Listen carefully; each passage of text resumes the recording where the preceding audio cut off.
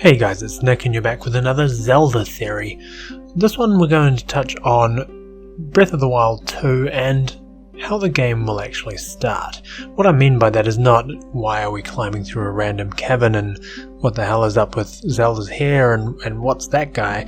No, this one's going to be a little bit more simplistic, basically looking at how Link goes from hero to zero. Any good Zelda game has a very basic formula. You start the game with Link being asleep, and you start with 3 hearts. The exception to this is Skyward Sword, which I maintain is a very good Zelda game, but you start with 6 hearts for some reason. Breath of the Wild was no different. You wake up, you got 3 hearts, and to get more hearts you have to traverse the land of Hyrule, enter Sheikah Shrines, and get these spirit orbs, which can be transferred once you get 4 of them, similar to heart pieces, to a heart container. The exception with this game is that you can have up to 30 heart containers, or you can have a full status bar. You know this whole thing. I don't need to go into that with you.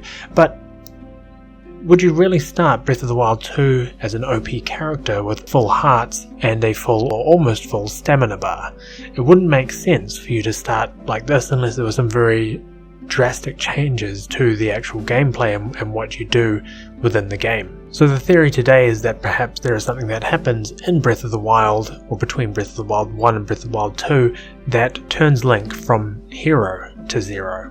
And that thing that I'm alluding to might seem quite obvious on the surface, and that is that with the disappearance of the Sheikah technology, which seems apparent when you look at this sprawling shot at the end of the teaser trailer that we got at E3 this year, and also as hinted at the end of Breath of the Wild with Vah Ruta becoming non-functional.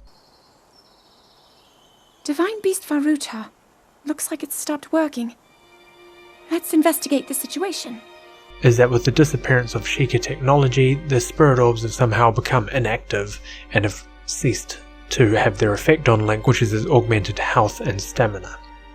Now, I'm not 100% convinced on this because the spirit orbs don't have a direct correlation to Sheikah technology. It seems like the monks are more or less keepers of this power, which is a power related directly to the goddess Hylia. So maybe perhaps instead of a loss of power, Hylia has somehow become depowered with the defeat of Calamity Ganon, and that for some reason has had an effect on Link's health and has brought him down to 3 hearts at the beginning of the game.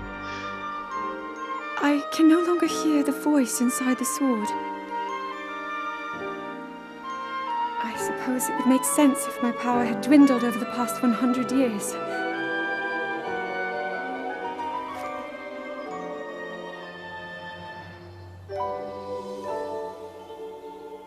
I'm surprised to admit it, but I can accept that. That's what I'm hoping for anyway, because the whole journey of finding heart containers and being rewarded throughout the game is part of what makes a Zelda game that rewarding to play. Having said that, I do think that starting with an overpowered Link might be a very interesting aspect. I mean, we've already done the whole grueling trudge along Hyrule in Breath of the Wild 1, and introducing some more interesting gaming mechanics for Breath of the Wild 2 might just spice things up a little. I'm reminded of Infamous and how you are overpowered in that and you have this sort of magical power.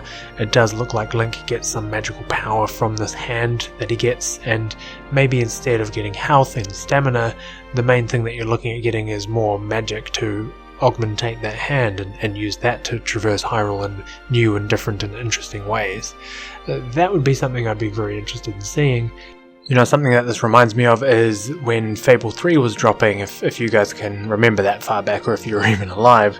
When Fable 3 dropped on the Xbox 360, Peter Molyneux and Lionhead Studios promised us that there'd be some correlation between your save file on Fable 2 and your save file on Fable 3, and that there'd be some, whatever your actions were in one game would link into the other one, which was a pretty big promise to make. I think the only thing that it really related to was the gender of the parent, because you were the child of the hero you were in Fable 2 and Fable 3, that, you know, it'd be a king or a queen depending on the relevant save file. I think you had up to 5 save files per game. With Zelda on the Switch, it's a lot easier. You have 1 save file per profile, and then you have, if you've got the DLC, you've got another save file for the master version, or the hard version, whatever it's called, I can't remember. It'd be great to see if there was some carryover of data between what you did in that profile save game on Breath of the Wild, whether it would relate to or affect Breath of the Wild 2's save data. That would be another interesting concept to add. I don't know if that will happen, but it's worth mentioning here, because then if it's right, I can come back and go, ha, I guessed it, look, I knew what was going on, even though, really, I've got about as much clue as you do right now. But with no due date yet, and only tons and tons of speculation to be had, this is all we can really talk about at this point, so I'd be interested to hear what you guys have to think, if there's any validation behind my theory. If you have a different idea entirely, leave it in the comments down below. Subscribe for more Zelda content coming at you in the near future, perhaps, who knows. Thank you very much for sticking with me for the duration of this video. I know it was a real quick one, and I'm sorry. I'll try and dig up some more quality with the next one. One thing I want to quickly say here, if you are looking to hang around, on the 15th of November I'm going to be doing a live stream of 2 games. I'm going to be streaming Pokemon Sword and Jedi Fallen Order at the same time. So it's the first time I've ever done anything like this. I'm going to strap my Joy-Cons to the side of my DualShock and just have them running side by side, and it'll really be up to the viewers to vote on what exactly you want to see me play at the time, but I'm more interested in just having this chaotic mess unfold live in front of everyone. So if you're keen to see that, jump and subscribe.